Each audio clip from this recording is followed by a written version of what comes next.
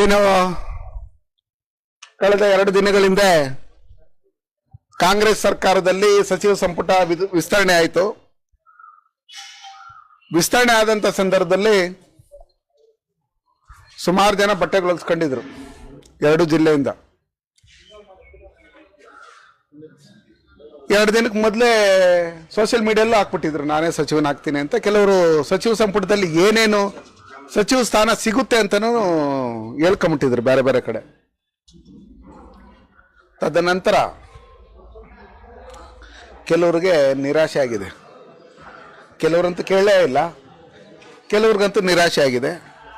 ಯಾಕಂದ್ರೆ ಇವ್ರು ಏನೇನು ಎತ್ತ ಅನ್ನೋ ಲೆಕ್ಕಾಚಾರದಲ್ಲಿ ಅವ್ರ ಹೈಕಮಾಂಡ್ ಗೊತ್ತಿರೋದ್ರಿಂದ ಇವ್ರು ಕೊಟ್ಟರೆ ಬಂಗಾರಪಟ್ಟೆ ಇರ್ತೈತಾ ಇಲ್ಲಾಂದ್ರೆ ಮಾರ್ಕ್ ಅಂತಾರ, ಈ ಥರ ಎಲ್ಲ ಯೋಚನೆ ಮಾಡಿದ್ದಾರೆ.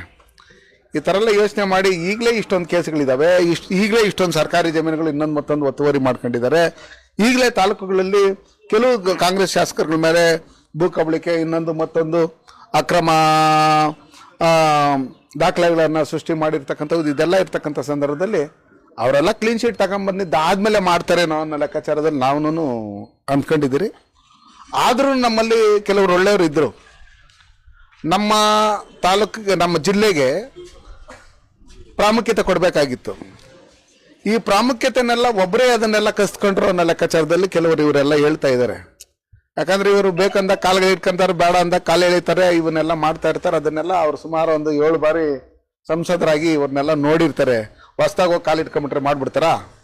ಹಂಗಾಗಿ ನಮ್ಮ ಕೋಲಾರ ಮತ್ತು ಚಿಕ್ಕಬಳ್ಳಾಪುರ ಜಿಲ್ಲೆನ ಇವರು ಯಾವುದೇ ಕಾರಣಕ್ಕೂ ಲೆಕ್ಕಕ್ಕೆ ಇಟ್ಕೊಂಡಿಲ್ಲ. ಪ್ರತಿಯೊಂದರಲ್ಲೂ ಅಭಿವೃದ್ಧಿಯಲ್ಲೂ ಶೂನ್ಯನೇ, ಸಚಿವ ಸಂಪುಟದಲ್ಲಿನೂ ಶೂನ್ಯನೇ, ಉಸ್ತುವಾರಿ ಸಚಿವರು ಮಾಡೋದ್ರಲ್ಲಿನೂ ಶೂನ್ಯನೇ ಆಗಿರೋದ್ರಿಂದ ನಮ್ಮ ಕೋಲಾರ ಮತ್ತು ಚಿಕ್ಕಬಳ್ಳಾಪುರ ಜಿಲ್ಲೆಯಲ್ಲಿ ಅಭಿವೃದ್ಧಿ ಶೂನ್ಯ ಆಗಿದೆ. ಅದಕ್ಕೋಸ್ಕರ ನಾನು ಹೇಳೋದಿಷ್ಟೇ, ನಿಮ್ಮಲ್ಲಿ ಕಾಂಗ್ರೆಸ್ಸಲ್ಲಿ ಏನು ನಡೀತಾ ಇದೆ ಅದನ್ನೆಲ್ಲ ನೀವೆಲ್ಲ ನೋಡ್ತಾ ಇದ್ದೀರಿ ಶಾಸಕರುಗಳು.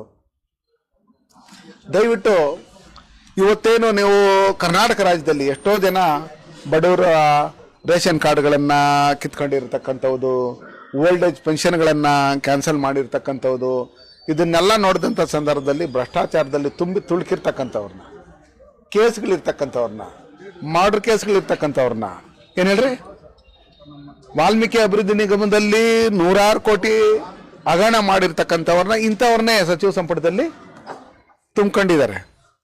ಅದಕ್ಕೋಸ್ಕರ ನಾನು ಹೇಳೋದಿಷ್ಟೇ, ಕಾಂಗ್ರೆಸ್ಗೆ ಭವಿಷ್ಯ ಇಲ್ಲ. ಮುಂದಿನ ದಿನಗಳಲ್ಲಿ ಕರ್ನಾಟಕ ರಾಜ್ಯದಲ್ಲಿ ಭಾರತೀಯ ಜನತಾ ಪಾರ್ಟಿ ಅಧಿಕಾರಕ್ಕೆ ಬರುತ್ತೆ. ಆ ನಿಟ್ಟಿನಲ್ಲಿ ಈಗಿರ್ತಕ್ಕಂಥ ಏನು ಶಾಸಕರುಗಳಿದ್ದಾರೆ ಈಗಲಾದ್ರೂ ಜನಪರವಾದಂಥ ಕೆಲಸ. ಹೈಕಮಾಂಡ್ಗೆ ನಿಮ್ಮ ಮೇಲೆ ನಂಬಿಕೆ ಇಲ್ಲ, ಜನಗಳ ಮೇಲೇ ನೀವು ನಂಬಿಕೆ ಇಡಬೇಕು.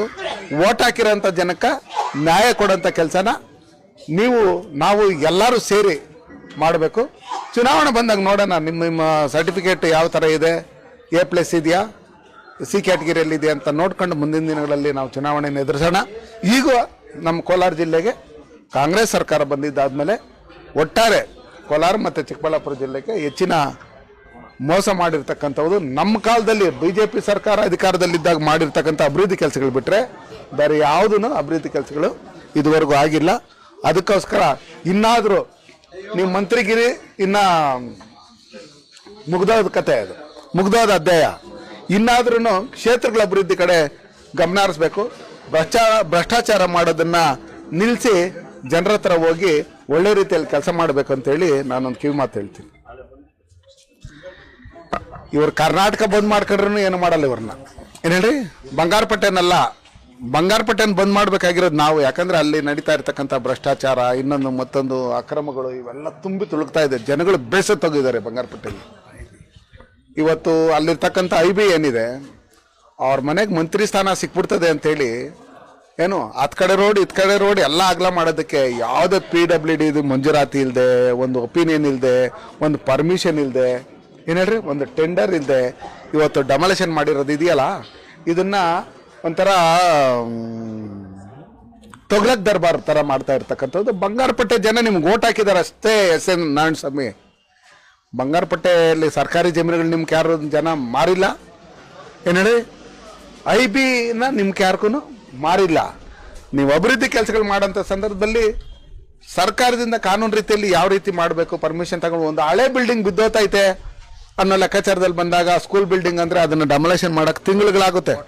ಅರ್ಥ ಆಯ್ತಾ? ಇವತ್ತು ಇವರು SN ಸಿಟಿಯಲ್ಲಿ ಮತ್ತೆ ಗಾಲ್ಫಲ್ಲಿ ಬೇರೆ ಬೇರೆ ಕಡೆ ರೆಸಾರ್ಟ್ ಅಲ್ಲಿ ಹೋಟ್ಲುಗಳು, ಬಿರಿಯಾನಿ ಅಂಗಡಿಗಳು ಓಪನ್ ಮಾಡ್ಕೊಂಡು ಇವತ್ತು ರಸ್ತೆಯಲ್ಲಿರ್ತಕ್ಕಂಥ ಎಲ್ಲಾ ಅಂಗಡಿಗಳನ್ನ, ಹೋಟ್ಲುಗಳನ್ನ ತೆರವುಗೊಳಿಸೋಂಥ ಕೆಲಸಗಳನ್ನ ನೀವು ಮಾಡ್ತಾ ಇದ್ದೀರಿ.